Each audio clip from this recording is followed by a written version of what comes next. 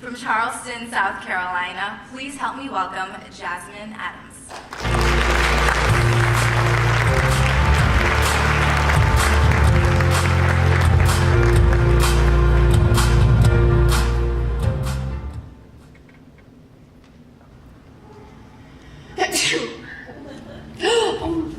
Oh no!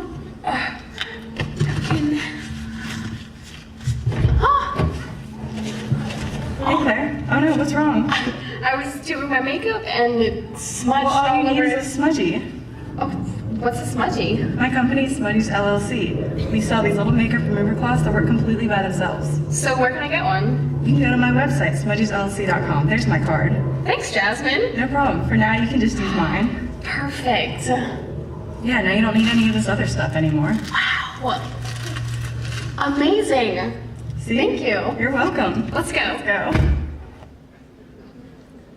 I'm Jasmine Adams, owner of Smudgies LLC and creator of the world's first and only everlasting eraser for all your makeup mishaps. Clearly, getting ready in the mornings can be pretty hectic, especially for us girls and women, who apply an average of 16 beauty products every single day. And when you're doing your makeup every day, mistakes are bound to happen. And while this picture might seem a little bit exaggerated that you see, you can ask any girl and she'll tell you that when all you want to do is get out the door on time in the morning and you have makeup all over your face, it can be the most frustrating thing in the entire world. Because all you want to do is get out the door on time and you have to figure out how to fix it. And there's a lot of options out there to fix it, like you can keep covering it up with more makeup, you can use a facial wipe, which works great for taking off your makeup at the end of the day, but it's a waste to have to throw it away after just taking off one little smudge. You could also hunt around for some Q-tips and cleanser and try and rub it off, but usually that just turns into a mess and you're probably just gonna have to redo that whole part of your makeup. I used to do all of these things, but I also used to be a swimmer, so I had lots of old swimsuits laying around. One day it just happened to be the closest thing, so I grabbed it and tried to wipe off the extra mascara, and it came right off, and it was so convenient that I kept doing it, and eventually I wanted something that I could take everywhere with me. So I created Smudgies to turn makeup into a more convenient process, not only for me, but for girls everywhere. And to also keep in mind that there are so many women out there whose daily problems are so much bigger than their makeup, I'm donating a portion of my profits to My Sister's House, which is an organization that provides shelter and support for women who have been victims of domestic violence. What actually are these everlasting erasers? Well, they're small two-sided pieces of fabric, and each side is a slightly different blend of material, which gives it a little bit of variety of texture and works better for some types of makeup than others. But both sides are fully functional and work on all types of makeup, from mascara, eyeliner, eyeshadow, foundation, and even lipstick.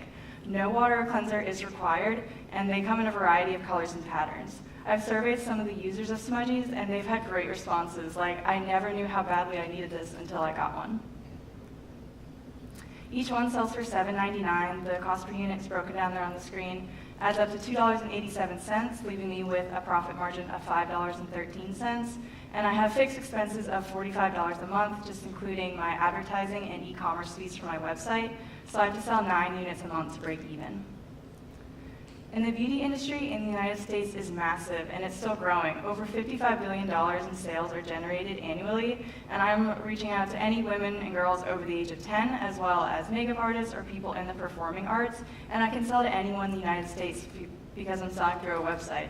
There are over 325 million people in the United States, including over 165 million women, and it's estimated that at least 57% of women use makeup regularly, but even if I could just reach 1%, that would give me 1.65 million customers.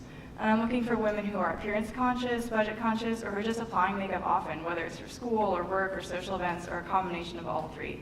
And I'm expecting demand to stay pretty constant throughout the year because makeup isn't really a seasonal product, and I'll also be constantly introducing new colors and patterns.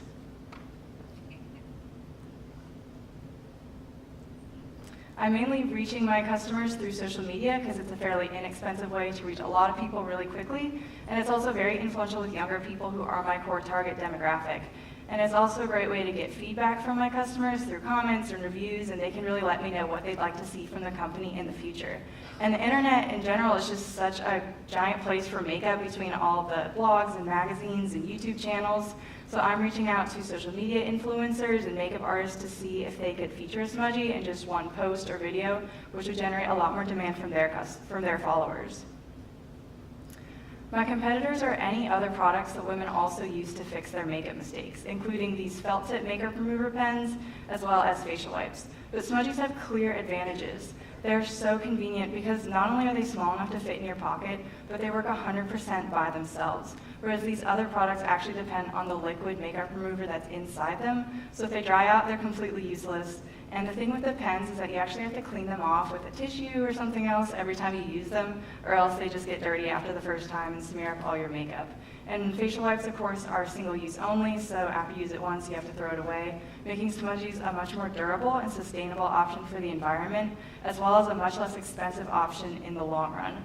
Because you can get a $5 pack of facial wipes at Walmart, but you have to buy a new one every month versus an $8 Smudgie, which can pretty much last you a lifetime. Since starting this business, I have started classes as a business major at the University of Dallas, and I've also worked with a great team, including entrepreneurship mentors, retailers who have given me advice on pricing and branding, as well as those with experience in cosmetics, such as Anna Walston, who believes that Smudgies have actually filled a gap in the industry. And I'm also working with the product development and manufacturing experts at Angel Factory in Graham, Texas, where Smudgies are now being manufactured. I'm looking to sell 1,000 units in my first year of production with gross revenue of $7,990 and net profit of about $3,900. And I'm just looking for gradual growth as I increase advertising with a larger increase in demand and sales during the holiday season when people are out shopping and buying gifts and things of that nature. My startup costs for this were pretty reasonable at first because it was just a matter of getting the right fabric and then sewing them into squares on my sewing machine at home. But I also added the cost of a website, a retail license, filing as an LLC, getting a trademark, and a provisional patent. So my total investment came to $1,379, which means that my first year return on investment is about 283%, and my return on sales is 49%. To grow Smudgies for the future, I'll need to secure a full utility patent. Since I already have the patent pending, the full patent is definitely the next step to protect this business and the idea. I'd also love to introduce multi-packs and add customizable printing so that if a certain company or team wanted the Smudgies in their colors or with their logo printed on it, that would be something I could do for them. I'd also like to increase advertising to reach a much larger audience, and I think a really cool way to do that would be through a TV platform like QVC, which of course has millions of viewers. And my eventual plan for Smudgies is to sell it to another cosmetics company. And that's how this everlasting eraser for all your makeup mishaps is revolutionizing the makeup industry. Thank you. Thank you, Jasmine. Thank you, Jasmine. Wonderful presentation. Judges, again, you now have 6 minutes for questions and answers. Thank you. I'd like to hear more of your development process and how you found the fabrics that work the best. So I basically did more research on the brand of swimsuit that I've been using because I kind of experimented with swimsuits for a while, and then I researched that type of fabric and ordered lots of samples of different kinds and kind of tested them out, but I've still got my inspiration from the swimsuits with the liner and then like the smoother outside. So I just looked at different fabric shops online and found the best kind and started sewing them together and did that for the summer, and then at the beginning of fall I got them into the factory in Graham, Texas. Good job. I see that it works. I actually kissed my hand and tried it. I'm curious about your marketing plan, though, for your social media influencers. Some of the toughest social media influencers to crack are in the makeup industry. How do you plan to get the social media influencers in the makeup industry on board with endorsing your product?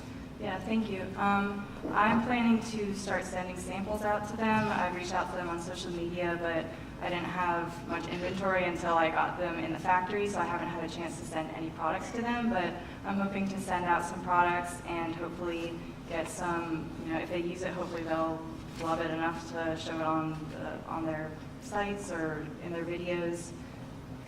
So that's the plan for right now. Thank you. Going back to the product, how defensible, assuming one couldn't get a patent on this, how unique and defensible is this so that we wouldn't see many competitors coming up very quickly once you went to market? You mean like how strong would the patent be to protect it? Or how hard would it be for someone else to produce this, another competitor? Well, it would be a matter of them also finding the right fabrics, but I will need to work more with attorneys and stuff on how to get the patent to protect the idea of using this type of fabric for makeup mistakes and things of that nature. So I'll need to do some more research on that, but that's what I'm looking into right now. Thank you. Yeah. So I'm interested, when you talk about, this machine washable, many uses, right? Once you have a customer, what is the lifespan that you think this lasts? And if your goal is to have repeat customers, what's going to drive them to buy more than one? Well, I've been using the fabric for a couple years myself, and I've never had one just like fall apart or anything like that. So they are very durable, the fabric itself. And about half of my customers buy multiple to begin with, or they come back and buy more. And what keeps people coming back and buying more is that they often want to buy them as gifts for other people, or they just want multiple for like one for their purse, one at home, one in the car, or while they wash one, they use the other one. So most of my customers do prefer to have multiple or to buy some for some other people. So are these hand stitched, or is it part of a production line? They're now part of a production line. I was hand stitching them at first. Yeah. So looking at your sales projections, it looks like the majority of your seniors in November and December. Is that because of the holiday season or people giving us gifts? What's the thought there? Yeah, the holiday season, people buying them as gifts, and just continuing to ramp up production and increase advertising, things of that nature. I'd like to hear more about how you selected the price. So I was working with some retailers from Charleston, and they gave me advice as far as looking at the margins on how much the production costs were, and then what they would look for to sell them in a store from a wholesaler versus a retailer. So I definitely had some advice from them, and then I also looked at how much women pay in general for makeup. You can't really get a tube of mascara even for less than $9 or $10. So an $8 smudgy that can last you for years, especially also versus the disposable makeup wipes and things like that, which end up being way more expensive in the long run anyways. How have you surveyed the market so far?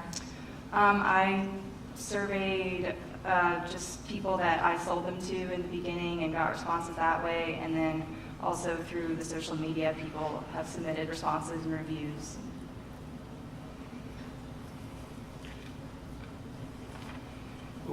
I wonder if you have any thoughts on plans for different kinds of designs, if you've thought about more customizable designs or what you're doing with that.